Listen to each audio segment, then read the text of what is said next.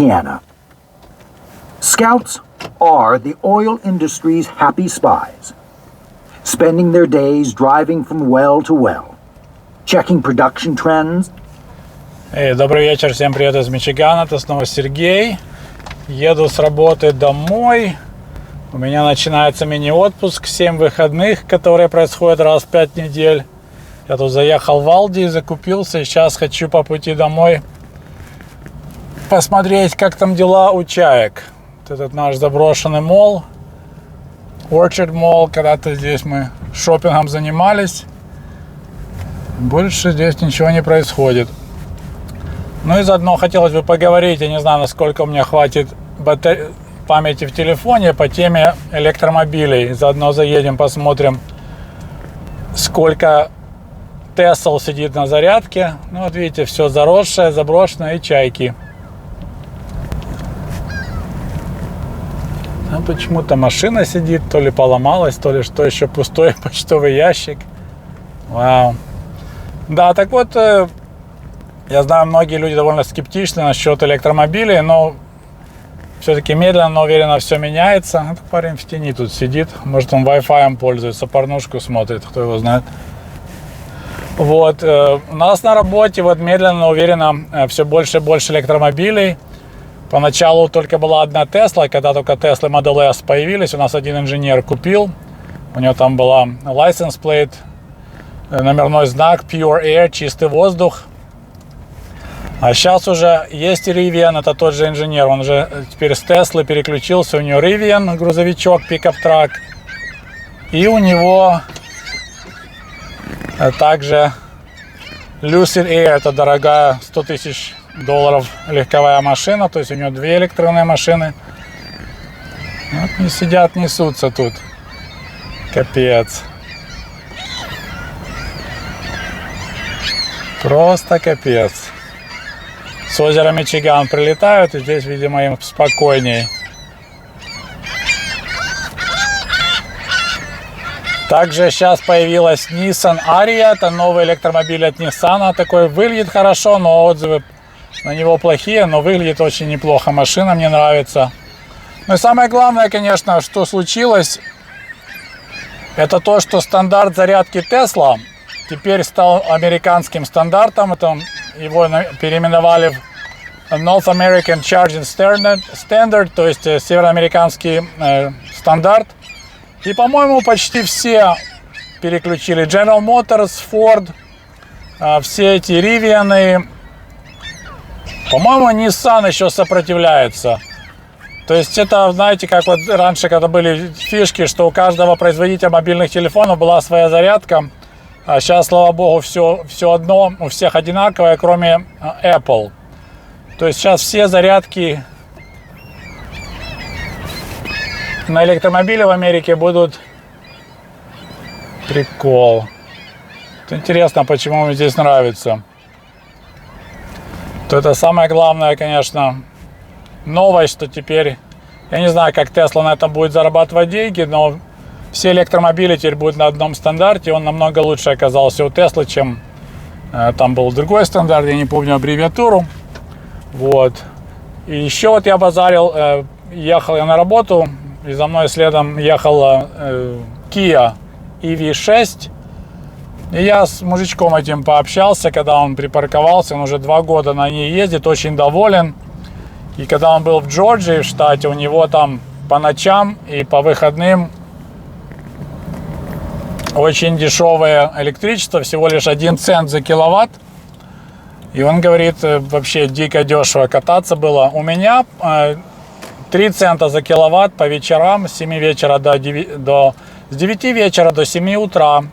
И на выходных у меня всего лишь 3 цента за киловатт, а так у меня 18 центов. То есть тоже, в принципе, если брать Теслу, то можно заряжать недорого. Ну и здесь пока, видите, сегодня ни одной Теслы нет. У нас местный супермаркет, и вот есть зарядки Теслы, но ни одной машины. И что у нас еще там из электрических автомобилей, пытаюсь вспомнить. Ну, есть, конечно, где-то 3 или 4 Model 3, один Model Y Теслы. То есть уже так потихонечку все больше и больше электромобилей. Раньше вообще была большая редкость увидеть Теслу на дороге. Я сейчас, вот, пока еду на работу 50 километров, за 40 минут минимум 3-4 Теслы, иногда Ривианы. То есть все больше и больше их на дорогах. Это больше радует. Если, конечно, еще технологии улучшат, еще батареи получше поставят, вообще будет ураган. Сейчас, в принципе, порядка 300-350 миль на одной зарядке можно ездить. Умножаем на 1,6. То есть это тоже серьезный такой диапазон, как далеко можно заехать. Поэтому good news. Ну, я готов морально, в принципе, готов финансово, но мне намного выгоднее кататься на этом приусе, на своем 2015 года. Он у меня выплачен давно.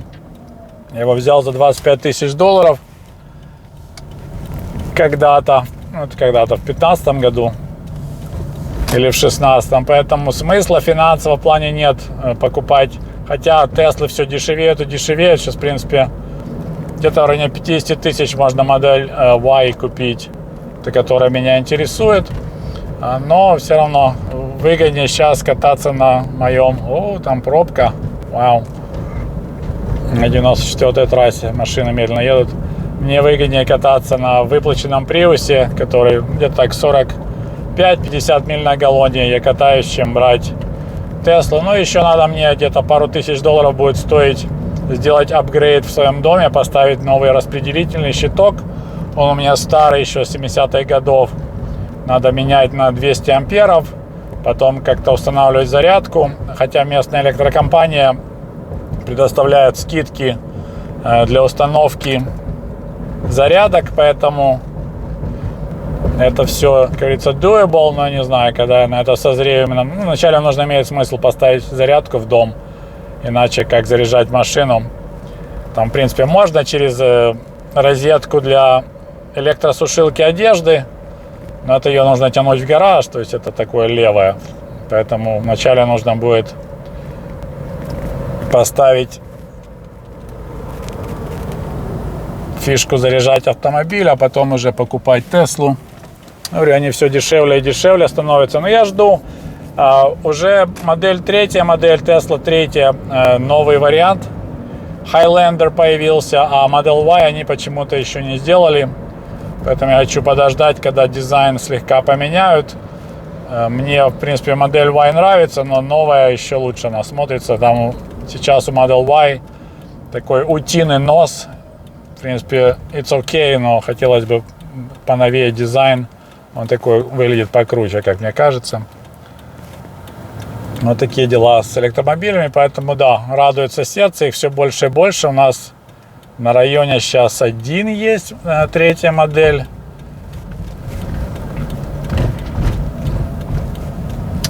И вот я там еще с сотрудником говорил на работе, у него уже 2 модель 3, он очень доволен. Ему на работу ехать вообще почти 100 километров, поэтому, говорит, это дикая экономия денег на бензин, потому что он дома заряжается, говорит, и нормально. Хватает доехать обратно, очень много денег экономится. Правда, я хочу сделать математику, посчитать именно сколько это получается с учетом зарядки по ночам за 3 цента киловатт, сколько будет именно стоить ехать на работу. У меня сейчас получается на работу и обратно где-то 3 галлона бензина. Да, вроде так. Нет, чуть меньше галлона. Где-то, в районе 2 галлонов. Да, куда? 1,5 галлона бензина, на работу и обратно. То есть примерно так $5 скататься на работу и домой. Вот такие дела. Вот такие вот мысли. Говорю, очень... Я созревал долго купить Prius, побаивался. Потом, кстати, один из моих подписчиков с Урала, у него был бэушный Prius, говорит, не бойся, Серега, все окей. Я решился, купил, правда, новый, не бэушный. Ну, сейчас уже я созрел покупать Теслу, но пока, говорю, финансово еще не интересно. Нужно будет, пока этот Prius, где-то 200 тысяч миль на нем будет, наверное, будем думать уже его продавать. и брать Теслу. Вот такие новости. А сейчас, кстати, я слушаю книжку, взял опять на компакт-дисках, как, скажем, документальная книга, называется The Big Rich. Это про добычу нефти, открытие нефти и добычу нефти в Техасе. Очень интересная история. Оказывается, в Пенсильвании, когда начали там вначале качать нефть, там нефть была более высокого качества, ее в основном использовали, делали керосин. То есть пенсильванская нефть спасла китов, потому что китов убивали ради того, чтобы китовое масло жгли для ламп. То есть керосин спас китов, а Техас это переключили все с угля на мазут, скажем так, на бензин. Это техасская нефть именно, когда они стали качать ее массово, там настолько все подешевело, что паровозы переключили с угля на мазут. Переключили. Корабли тоже переключились с угля на мазут. Да, тут дороги конкретно везде позакрывали. Вау. Начались весенние ремонтные работы. Везде на дорогах ремонты. Which is good. Ну, такие дела. Всем всего хорошего. Счастливо. Пока. Сейчас вместе послушаем, кому интересно, эту книжку. Trends, gauging competitors' strategies, and picking up rumors. It's a job where charm and likability matter more than subterfuge. And Richardson, a natural raconteur, was good at it. A career in oil, however, was never Richardson's dream. What he wanted to do was trade cattle. After 2 years in the oil fields, he returned to Athens in 1914, borrowing money from Clint Murchison's father to purchase a herd. The venture didn't last long.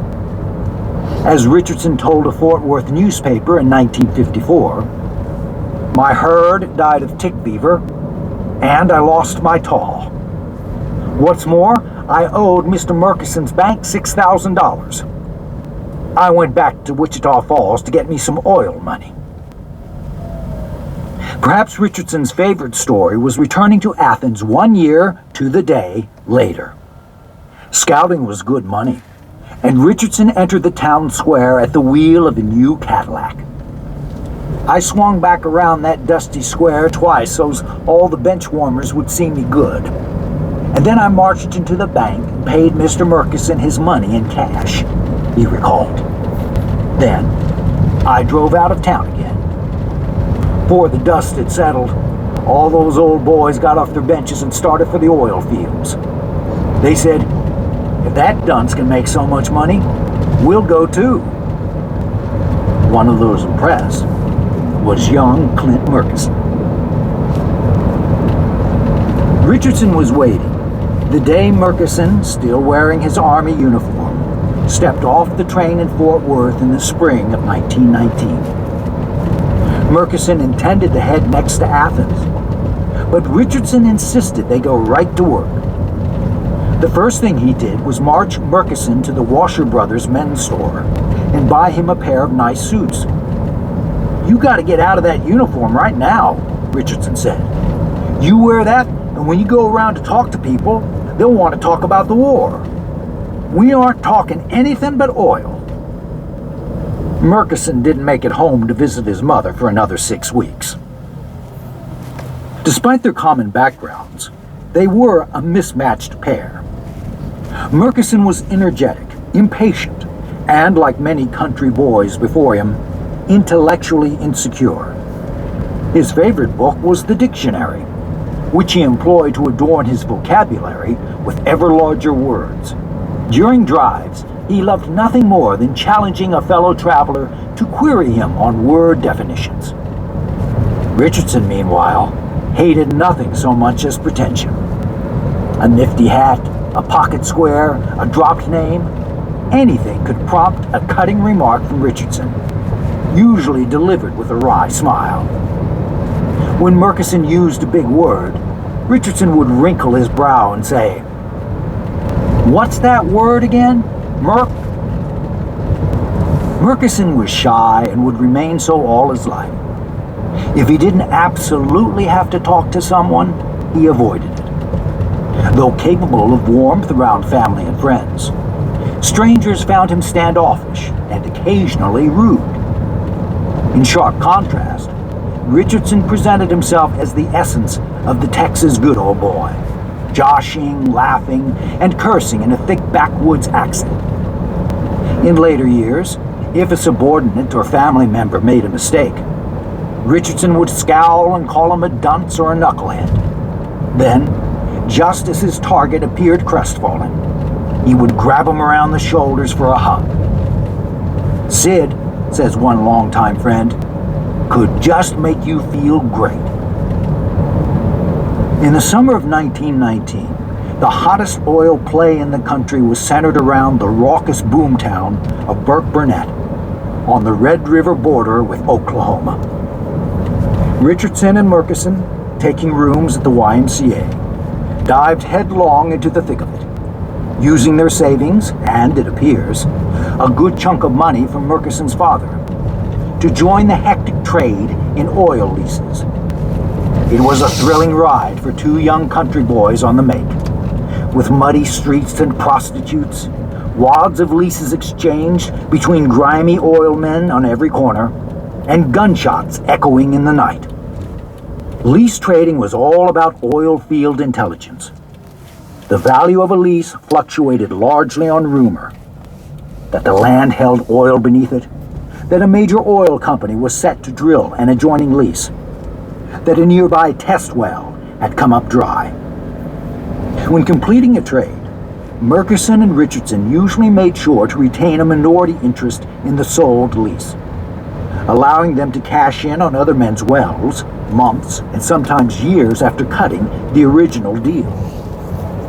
While Murchison could calculate royalty payments in his head, it was Richardson who did much of their snooping. Throughout his career, Richardson augmented his down-home charm with tricks that old friends called crafty, but a neutral observer might consider sneaky. According to an oilman who knew him well in later years, hereinafter referred to as the old family friend, Richardson once said he made his most daring bet at Burkburnett as he was studying a highly anticipated test well Gulf Oil was drilling on the Texas side of the Red River. It was what oilmen call a tight hole. That is, everything about it was top secret.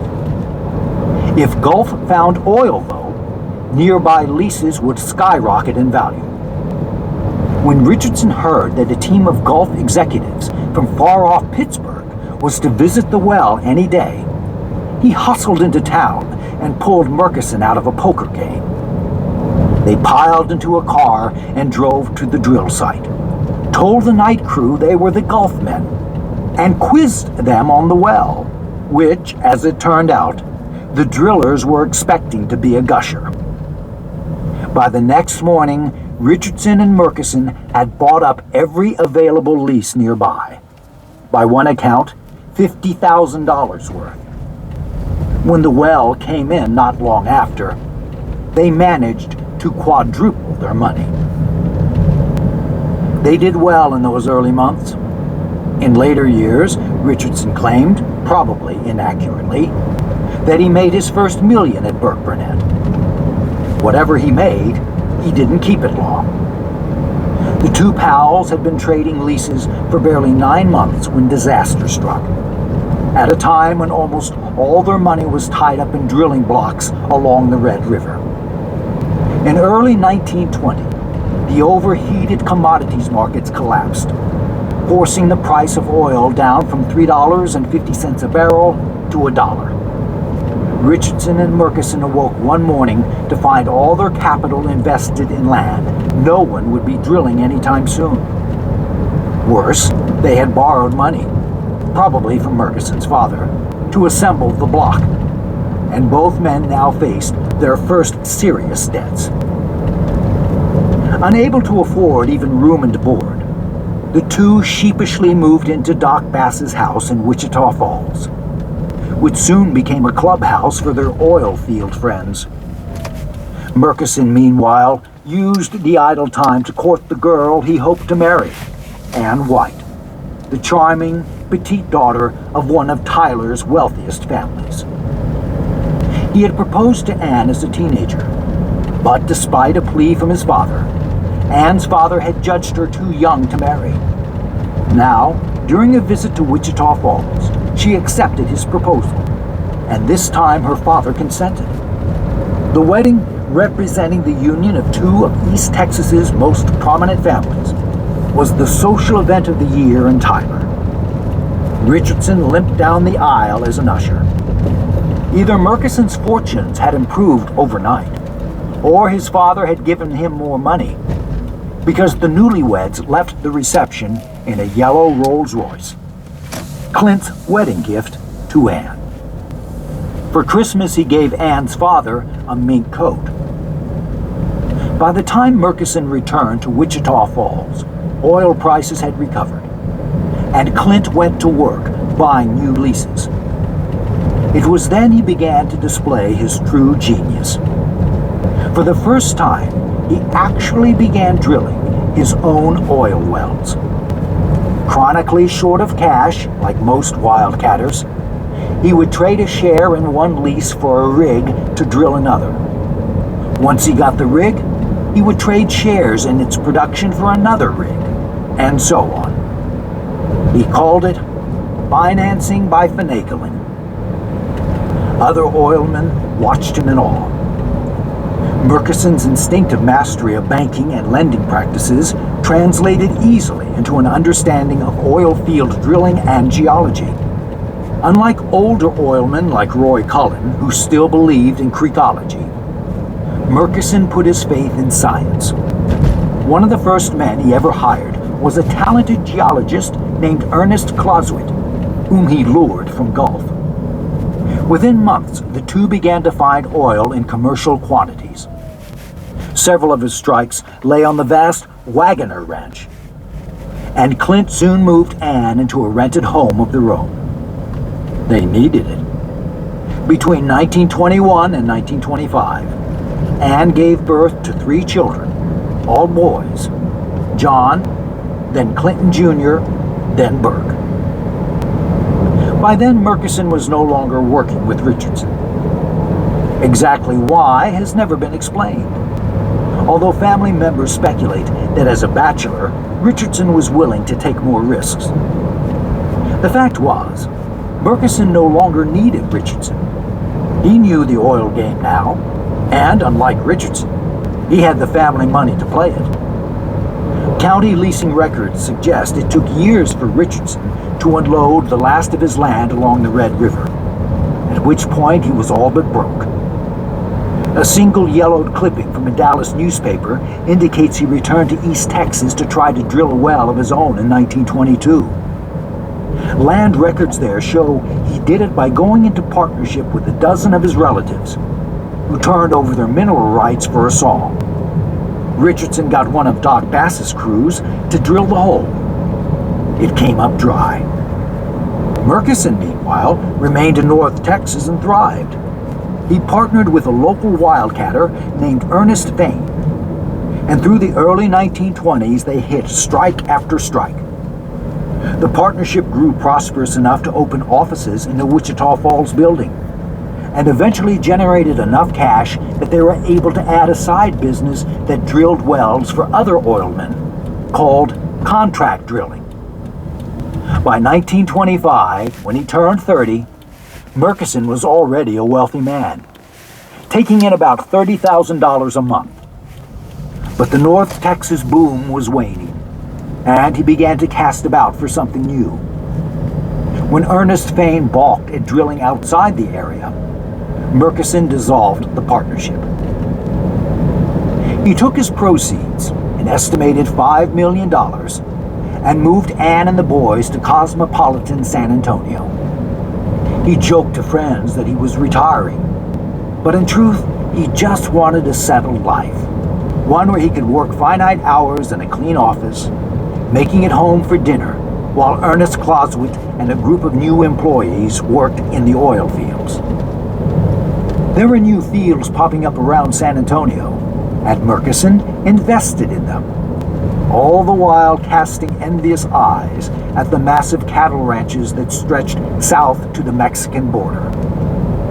Like Richardson, what Murchison really wanted was to be a gentleman rancher. The easy life he envisioned in San Antonio, however, was not to be. That winter, Murchison took Anne and her sister to New York for a vacation, embarking from New Orleans on a ship. On her return, Anne noticed faint brown spots on her skin. Doctors diagnosed yellow jaundice, probably caused by contaminated shipboard water. Her condition quickly deteriorated. She entered the hospital and died in May 1926. Murchison was stricken. He left the children in the care of relatives and disappeared, driving around the state alone for weeks at a time, a whiskey bottle usually at his side. What remained of his business began to decay. When Anne died, Murchison told his secretary many years later, "People said I stayed drunk for a year."